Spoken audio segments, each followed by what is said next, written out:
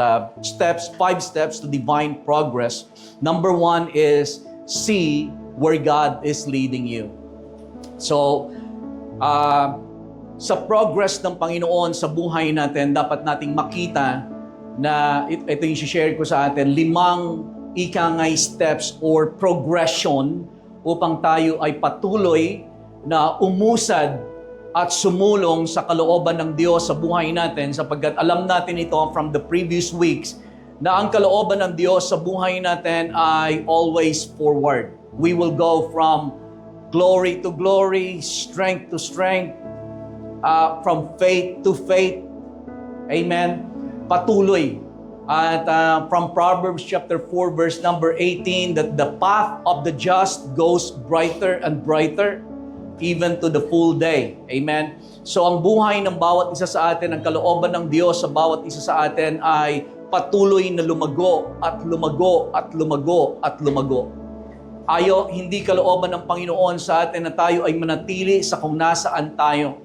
At kahit na nga sa atin meron tayong innate na desire sa bawat isa sa atin, ang ibig nating sabihin kapag innate na desire, ay kahit sa kalooban natin ay meron tayo na pagnanasa na umunlad, lumago. Nagnanais tayo ng mga bagay na ating maranasan.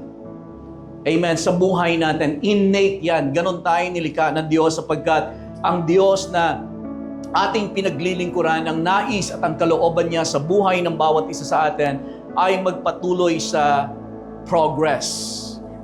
So number 1, you have to see where God is leading you. Upang maranasan natin ang progress sa buhay natin, dapat makita natin kung saan tayo dinadala ng Panginoon. At uulitin ko ulit, ang pinagdadalhan sa atin ng Panginoon ay hindi paurong, hindi sa likuran, kundi lagi kanyang dadalhin sa pagsulong. Lagi kanyang dadalhin sa pag-unlad, lagi kanyang dadalhin sa paglago. But you have to see where God is leading you. Dapat makita mo. Kasi otherwise, kung hindi mo nakikita kung saan ka nililid ng Panginoon, kaya mahalaga na dapat makita natin kung saan tayo nililid ng Panginoon. Katulad ng introduction natin nung nakaraan, ang tanong natin, ano ang nakikita mo sa buhay mo sa ngayon? Where is God leading you right now? What are visions that God are showing you? Ano pinapakita ng Panginoon sa iyo? Ang kahalagahan kung bakit kailangan nating makita kung saan tayo dinadala ng Panginoon so that we can cooperate with Him. Amen. Nakakapag-cooperate tayo kapag nakikita natin, Lord, dyan mo pala ako dinadala. Hindi tayo nagre-resist, ika nga, kapag nakikita natin kung saan tayo dinadala ng Panginoon. At lagi, God always is leading us forward. So you have to see where God is leading you. Ang short term natin dyan is vision. Kailangan nating magkaroon ng pangitain. Amen? Amen po ba? Pangitain. Ang pangitain is a mental picture. Ito yung pinakasimpleng pagpapaliwanag o definition ng vision is a mental picture of the future that you have in your mind or in your heart. So mental picture of your future. May mga tao na tumitigil sila sa buhay at ayaw na nilang lumago kasi wala na silang nakikitang future. Right? At ang masama, I'm getting ahead of myself, pag wala na tayong nakikita sa ating hinaharap, ang tendency is mawala na tayo ng pag-asang umusad o humakbang. Meron din mga tao na kaya hindi sila umuusad, hindi lamang dahilan sa kawalan ng vision o pagkita ng bagay sa hinaharap, kundi sila ay laging nakatingin doon sa nakaraan. Ang vision nila ay patalikod. Kaya hindi sila nakakausad. Kasi ang kanilang paningin ay laging naroon sa likuran. Katulad ng ating, vision. And number 2 is, number 1, see where God is leading you. This is 5 steps to divine progression. So number 1, see where God is leading you. That is the importance of vision. And then number 2 is, tinalakay natin nung nakaraan, let go of what's holding you back. Bitawan natin yung mga bagay na ika nga humahadlang sa atin upang tayo ay magpatuloy na mag-advance or mag-move forward. Let go of what's holding you back. Sapagkat nung nakaraan, tinalakay natin ito, that you cannot embrace the new while continually holding on to the old. So kapag tayo ay hindi natin ma-embrace yung bago na ginagawa ng Panginoon sa buhay natin, kung lagi tayong patuloy na hawak-hawak natin yung nakaraan sa buhay natin. So hindi ko alam sa inyo, mga kapatid, kung ano yung mga bagay na hawak-hawak ninyo sa nakaraan na hawak ninyo sa ngayon. Na kaya hindi kayo mabigyan ng mga bagay ng Panginoon sa ngayon, ng mga bago, is kasi meron kayong hawak-hawak o tangan-tangan sa inyong mga kamay sa nakaraan. Wala man ito sa inyong physically, kapag tingnan mo ang katabi mo, pag wala man yan sa kamay, alright? Subalit sa ating puso ay meron tayong mga tangan-tangan sa heart natin na hindi tayo mabigyan ng mga bagong bagay ng Panginoon sapagkat occupied ang ating puso o ika nga ang ating kamay na tumanggap ng mga bagong bagay mula sa Panginoon. At binanggit din natin ito ng nakaraan that God cannot rather fill the hands that refuse to let go. Hindi ka mabibigyan ng Panginoon ng bagong bagay sa kamay mo kung ayaw mong bitawan ang hawak-hawak mo. Amen. That is why it's important for us to let go of some things in order for us to receive the new things.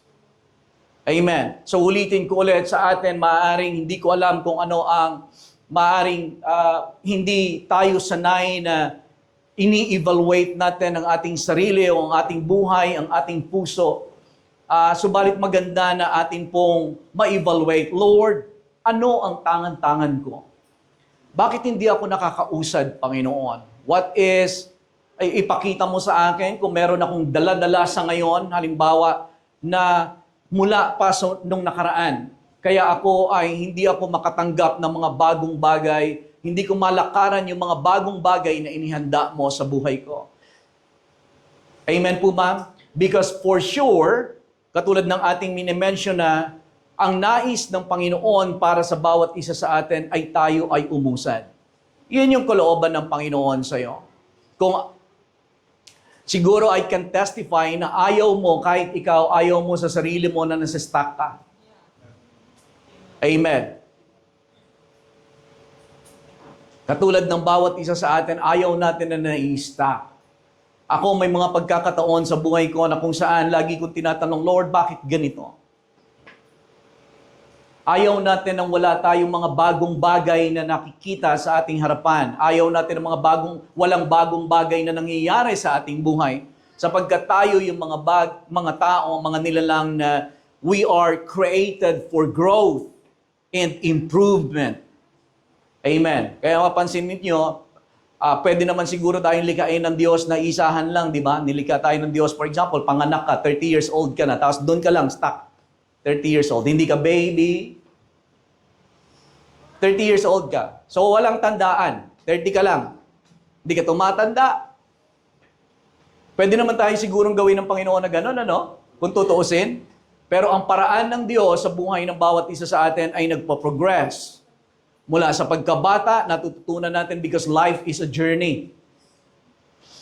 Ika nga, amen? So let go of what's holding you back.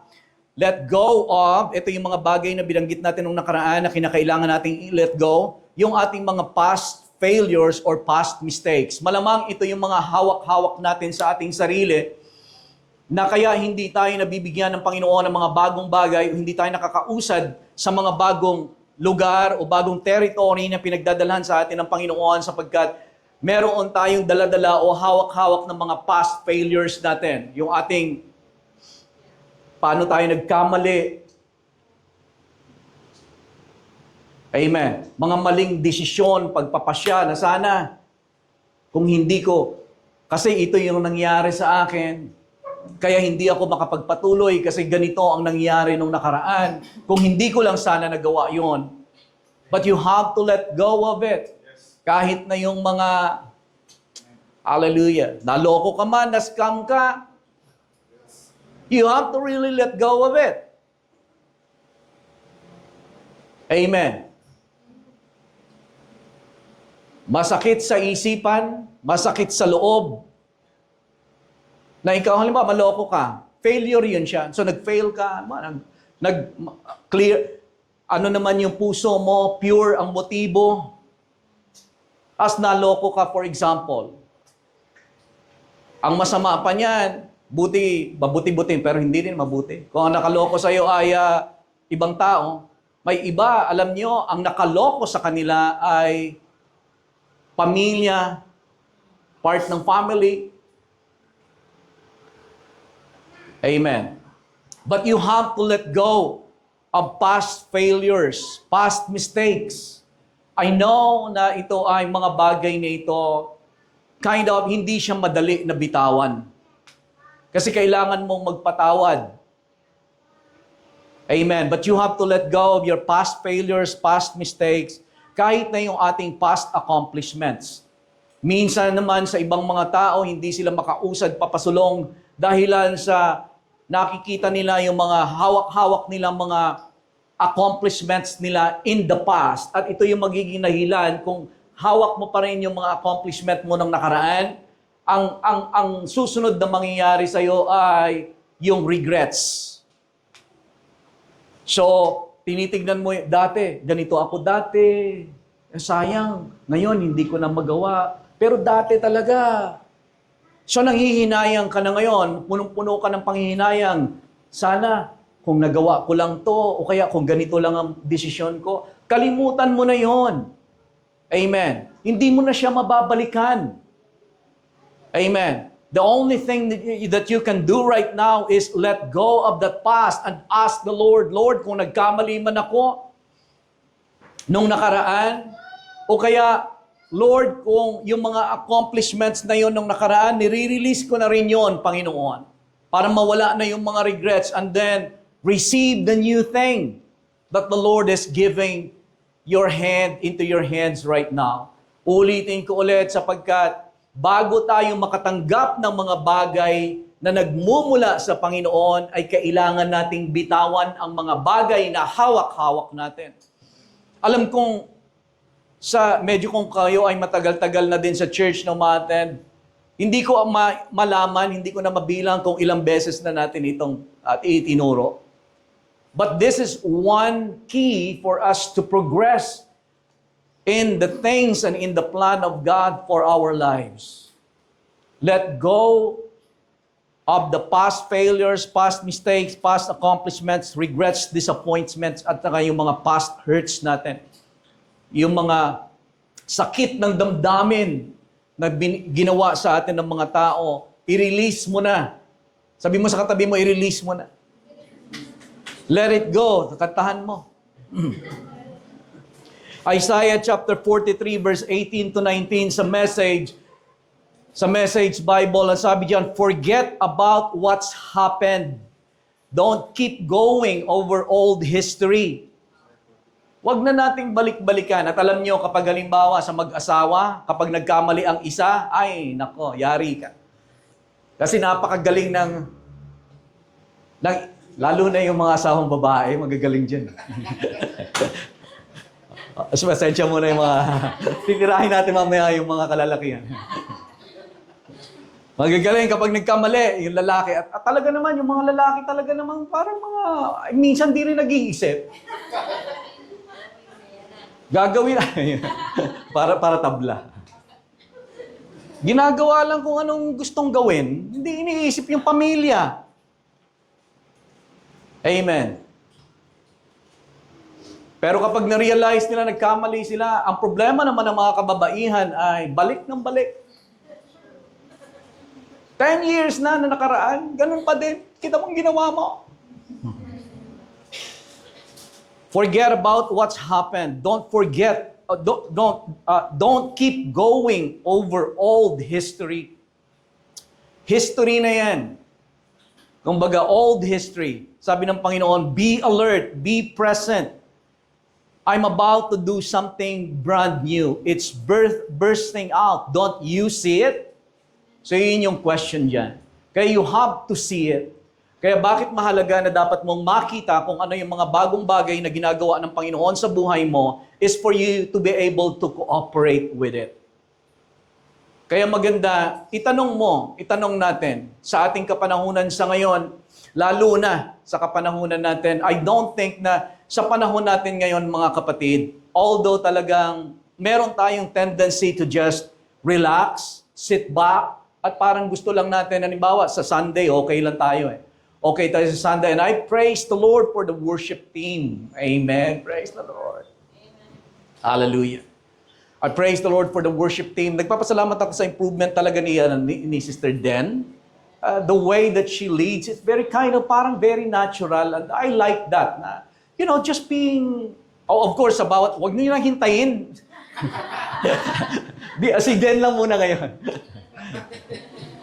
But praise Lord sa leadership ni Brother Joven with the help of Sister Naomi, Grace A. Sevilla. At sa bawat isa sa atin, we thank God. Subalit, ito yung point na gusto kong sabihin sa atin. The Lord is leading us somewhere. Amen. And He is leading us forward. At sa ating kapanahunan sa ngayon, in this generation, we so love to be used by the Lord sa atin. Ang desire talaga natin mga kapatid, sa generation natin na ito, gamitin tayo ng Panginoon. Ang cry, ang sigaw ng puso natin sa generation na ito, Lord, here we are, use me, use us. Katulad ng ating dinadalangin din kanina, ano ba yung ating kanina? Lord, your will be done. Have your way. Amen. Move us. Alam nyo, sa mundong ginagalawan natin, sa ngayon, we cannot, we cannot afford to stay lazy. Although, maraming pagkakataon sa buhay natin, Monday, Tuesday, Wednesday, Thursday, Friday, hindi ganito yung ating enthusiasm, in the things of God. Merong mga paggising mo sa Monday, halimbawa, gusto mo na lang, tulog lang, ayaw mo buksan ang Bible mo, ayaw mo manalangin. Amen? Subalit ito yung panahon na kung saan we cannot afford to be lazy. We cannot afford to just sit back and relax and watch while the world is sa mga nangyayari sa mundo. Na nagugulat na lamang tayo. Naalala ko yung tinalakay natin nung nakaraan. Hindi po ba ang problema ng Egypt is that God can take them out of Egypt. Tumawag siya ng isang hinirang niya, si Moises, inanoint niya with miracles, signs, and wonders. Nilumabas sila talaga sa Ehipto. Imagine ang army ni Pharaoh. Nakalabas talaga sila kahit na doon dumating na sila doon sa hinahabol sila ng the armies of Pharaoh, the best captains and armies of Pharaoh. Hinahabol sila. Tapos dumating pa sila sa point na wala na sila tatakbuhan. Pero nailabas pa rin talaga sila. Sa Egypt. By the power of God. So ang problema nila, that God can take them out of Egypt, but God cannot take Egypt out of their hearts. Kaya sabi ng 1 Peter, in your heart, set apart Christ as Lord. In your heart. You have to set Christ as Lord in your heart. Set Him apart. So, ang ibig sabihin niyan, iluklok mo sa puso mo si Jesus bilang Panginoon. No one can do that for you. Walang ibang makakagawa niyan. That is an eternal decision that you have to say, yes, Lord. Panginoon, alam mo na hindi ako perfecto, Panginoon. But in my heart, I want to go all the way for you, Lord. Ano man ang mga nalalabi ko pa na lakas, panahon, hindi ko nasasayangin. Tulungan mo ako. And by the grace of God, if that is our attitude, alam niyo po ba ang isang tao na hindi kayang tulungan ng Panginoon? Ang isang taong mapagmalaki. Yun, pride yun. May sinasabi niya, Lord, okay ako. At yung pangalawa ay yung taong hindi inaamin kung sino siya sa harapan ng Panginoon. Mas kailangan tayo ng mundo ngayon, ang bawat isa sa atin, to rise up and be what God has called us to be. Kalimutan mo na yung nakaraang 5 years ago. Ito ngayon, mas kailangan ka ng Panginoon. Anong gagawin mo? Amen. Dadalhin ka ng Panginoon sa mas mataas na bahagi. Gagamitin ka niya. But again, you have to be willing to let go of some things. And number 3 is you have to say yes. Ang yes is a decision from your heart. An internal na pagsasabing, yes, Lord. Willing ako. So again, decision yan siya. Ang tanong, kung dadalhin ka ng Panginoon sa mas mataas na bahagi, ang tanong, are you willing? Tanungin mong katabi mo, are you willing? Yun. Willingness kasi ang susi dyan, willingness. Yun yung malaking word na dapat ninyong tandaan sa buhay ninyo. Am I willing? Willing ba ako? Kasi yan yung isang bagay na hindi i-violate ng Panginoon sa'yo. Willingness mo. Ang will mo, hindi babasagin ng Panginoon para sa kanyang will. Ang will ay sinasubmit sa will ni Lord. That is, yan yung pinakamalaking worship mo kay Lord. If I may say that. Ang pinakamalaking worship natin sa Panginoon, pinakamalaking honor is putting our will under His will. Yan yung sinabi ng Panginoong Jesus na, Father, not my will, but your will be done. Yan yung sinabi ng Panginoon that I have food. My food is to do the will of Him who sent me. Ayan yung sinabi ng Panginoon na sinabi niya, I have come down from heaven not to do my own will, but the will of Him who sent me. Yan yung bagay na kapangyarihan mo sa buhay mo, ang iyong will. Kasi walang makakapagbasag niyan. Kung ikaw ay bata pa, napapasunod-sunod ka. Kung saan ka dalhin, anong isusuot mo, anong ipapakain sa'yo, natuturuan ka. Napipilit ka ng magulang mo. Pero darating ka sa point na magpapasya ka ng pusa mo. At unti-unti malalaman mo, kahit na ang magulang mo, meron silang ipagawa sa'yo, gustong ipagawa. Kung sa puso mo ay hindi mo gagawin, hindi mo gagawin. Katulad na, halimbawa, narinig na ninyo, hindi po ba, yung narinig na ninyo yung isang estudyante. Yung estudyante, pilyo, at tigas ang ulo, lagi niyang kinukulit yung mga kaklase niya. Pero tinawag siya ng teacher. Ito, nung unang panahon to, nung kayang pangtawagin at parusahan ng teacher, ang estudyante. Sabi niya, Juan, o Johnny na lang, si Johnny. Johnny, tumayo ka nga. Pinauupo pala siya, nakalimutan ko na tuloy. Upo ka, tayo siya ng tayo. Opo! Sabi ng teacher, umupo ka, hindi ka mapaupo. Ayaw niyang umupo, gusto niya nakatayo. Ano ba yun? Baka baligtad. Hindi ko na... Pinatayo din siya sa corner. Sabi niya, huwag ka upo hanggat hindi ko sinasabi sa'yo na hindi ka uupo. Tayo ka dyan. Nakatayo siya, may hawak na libro. Sabi nung, huwag ka uupo. Sabi ng teacher sa kanya, huwag ka uupo. Sabi nung estudyante, sabi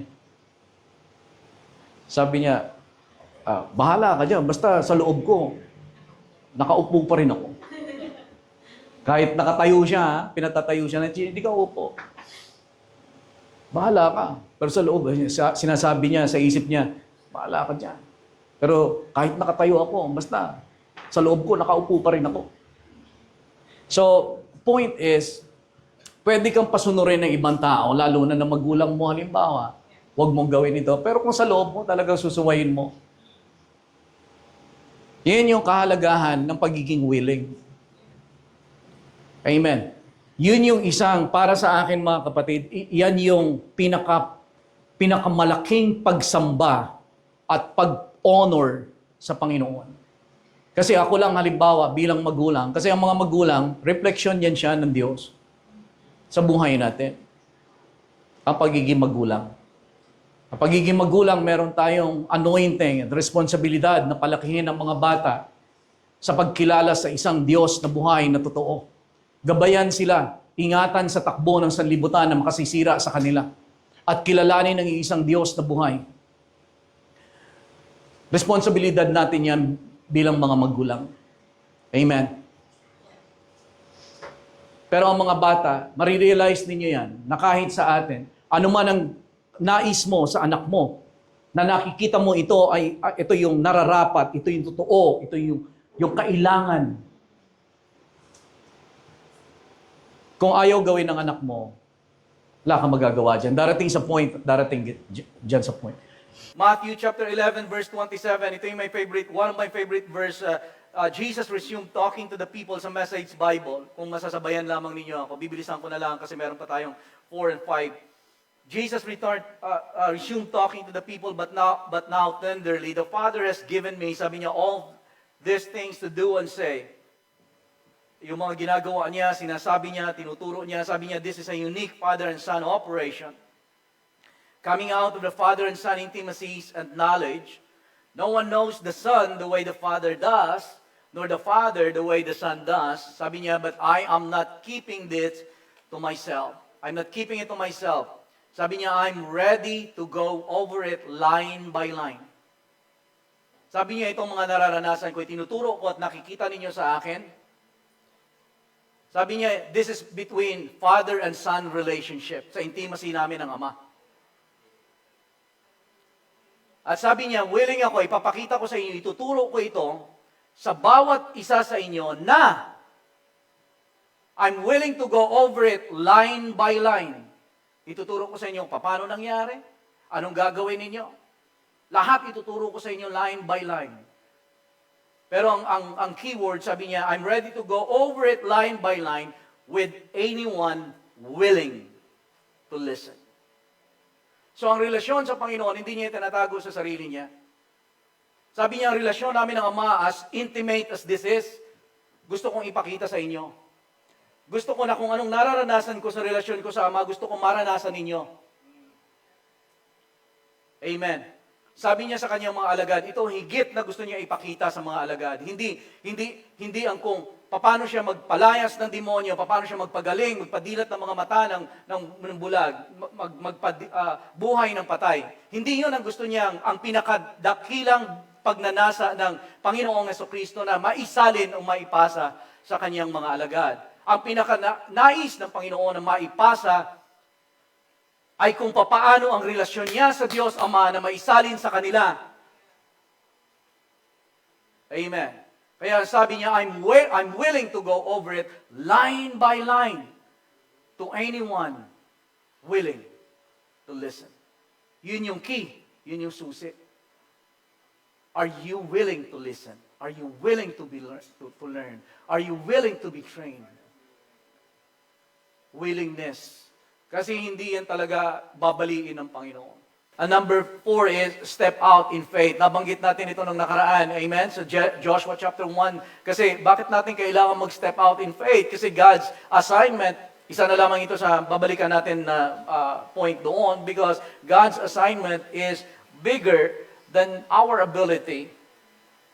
Amen? That is why we have to step out in faith. Kung may pinapakita ang Panginoon sa atin, halimbawa sa pamilya, kung alam mo ang Panginoon ang nagpapakita sa iyo na ipinagagawa sa iyo ng Panginoon, you have to see where God is leading you.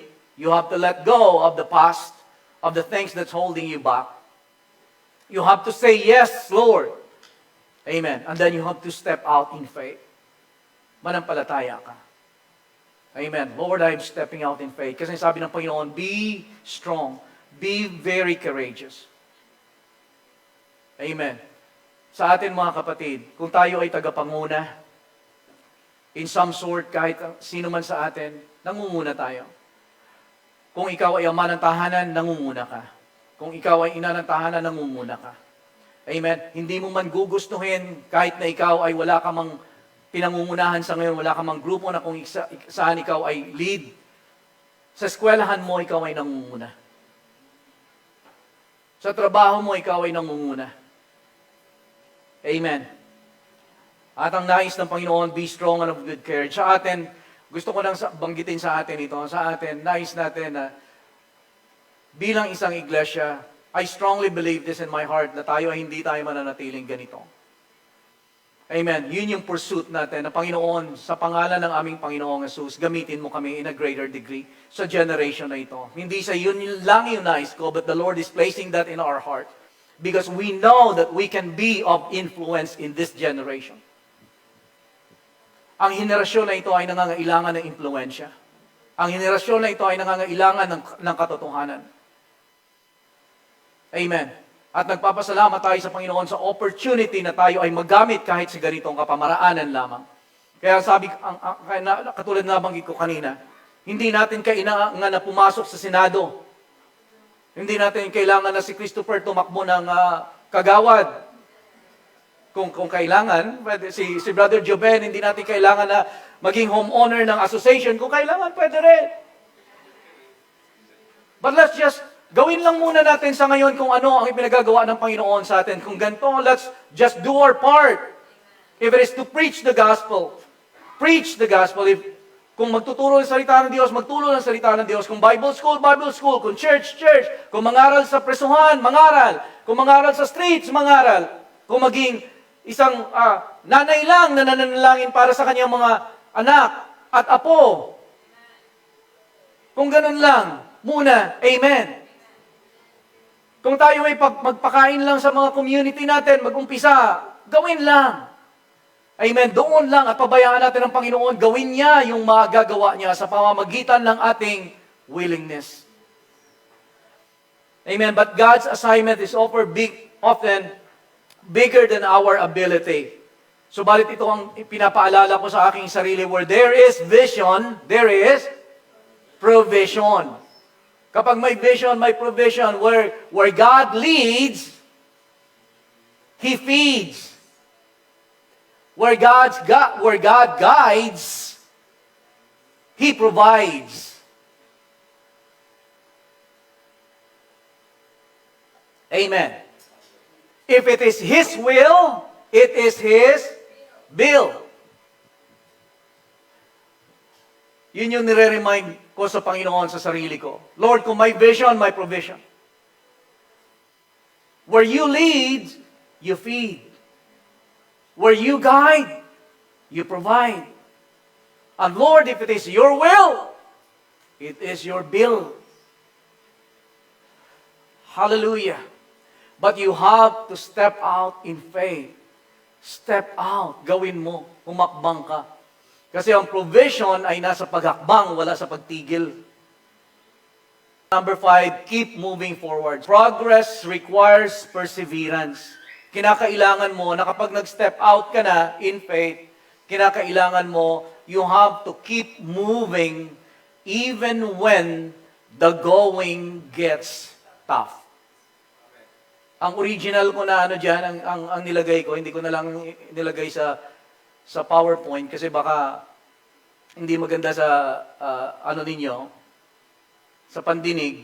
Pero nilagay ko talaga dyan, and keep moving forward even when all hell break loose. Kahit na lahat ng kampo ng kadiliman ay pumigil sa'yo, you have to keep moving forward. Kasi alam mo na ang Diyos ang nagpapagawa sa'yo. I find this out, mga kapatid. Moving forward is not easy. Sa pagpapatuloy na mag-move forward, hindi madali. Minsan, mas madali pa ang magpaanod sa agos. Mas madaling bumitaw. Pagka ikaw ay isang mabuting magulang, nananalangin, nagmamahal, nagtuturo, mahirap magpatuloy. Pag nakikita mo na salungat sa mga pinanampalatayanan mo, pinanalangin mo, mas madaling bumitaw. Amen. Kung may mahal ka sa buhay na gusto mong mailapit sa Panginoon, pinapanalangin mo, may mga pagkakataon na ikaw ay parang susuko. At sabihin mo, bayaan mo na. Moving forward is not always easy. There will be obstacle. There will be mountains. There will be giants. There will be storms. There will be delays. Mapapag-aralan ninyo yan kung kayo ay, kahit narinig na ninyo ito, sa bawat pinagagawa ng Panginoon sa bayang Israel, laging merong ganyan kahit sa mga alagad. Merong laging, kung hindi man Red Sea sa unahan, merong higante na hamon, merong bundok sa Mark chapter 11, meron namang storm sa Mark chapter 5, sa 1 Samuel chapter 17, merong giants. So, wag na natin isama yung Red Sea. Merong giants, merong mountain, merong storm. Sa lahat ng ito, kung pag-aaralan ninyo yan, mapapansin ninyo, ganito lang yan. Sa Mark 11:23, meron sinabi ang Panginoon, have faith in God, for assuredly I say to you, whoever says to this mountain, be thou removed, be cast into the sea, and does not doubt in his heart, but believes that those things he says must come to pass, he will have whatever he said. Giants, ganun din ang sinabi ni David. Ngayon, patutumbahin kita. Pupugutan kita ng ulo, ipapakain ko sa mga ibon ang ulo mo. Because faith speaks. Doon sa storm, alam niyo kung anong ginawa ng Panginoong Jesus? Peace. Be still. Sa lahat ng ito, sa giants, sa mountain, sa storm, kinakailangan ng voice mo. Yung authority mo. You speak over the mountain, you speak against the storm, amen, you speak against your giants. Amen. Your giants must have your last word. Hindi yung, ang last word dapat, hindi yung, ang last word dapat na maririnig mo, yung word mo. Hindi yung word ng giant. Sabi ng giant, ano ako? Sabi ni Goliath, di ba? Ano ako? Aso? Tungkod ang dala-dala mo. Ang sabi ni David, ngayon, ding araw na to, pupugutan kita ng ulo. Right? Yun yung huling salita. Hindi na nakapagsalita ulit si Goliath. Kasi kung nagsalita pa siya, magsasalita din talaga si David. Kasi ang pananampalataya has always the last say. Sa buhay natin, sino may last say? Sa circumstansya mo, sino may last say? Sabihin mo, halimbawa, God will provide all of my needs. Bill.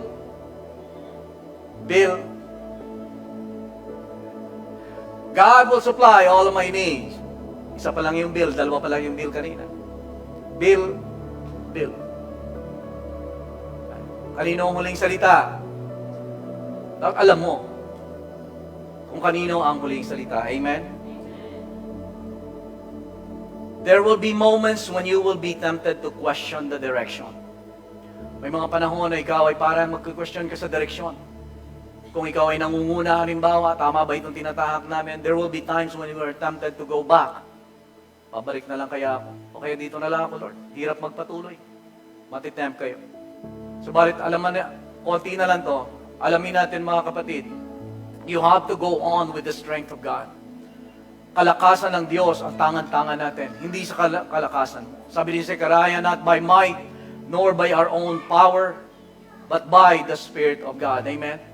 Huwag natin kalimutan that greater is He that is in me than he that is in the world, that we have the Helper, the Holy Spirit, na nagbibigay sa atin ng kalakasan. Amen. Tandaan natin ito. Difficulty does not necessarily mean you are going in the wrong direction.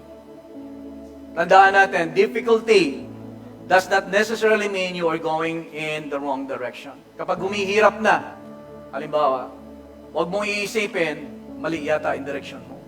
It doesn't necessarily mean that. Ang difficult na road, a difficult road does not mean it is a wrong road. Amen. Merong isang talata na sinabi ang Panginoong Jesus sa Matthew chapter 7 verse 13. Matthew 7:13 to 14, sabi ng Panginoon, basahin natin sa screen, sabi ng Panginoon, enter by a narrow gate, for wide is the gate, and broad is the way that leads to destruction, and there are many who go in by it. So ang daan ay malawak. Doon sa daanan ng destruction, marami ang pumupunta doon. Subalit, makitid ang daan tungo sa buhay. Ang sabi niya sa verse 14, because narrow is the gate, and difficult, sabihin natin, difficult. Difficult is the way which leads to life. Amen. Ang progress, kapag nagdesisyon ka,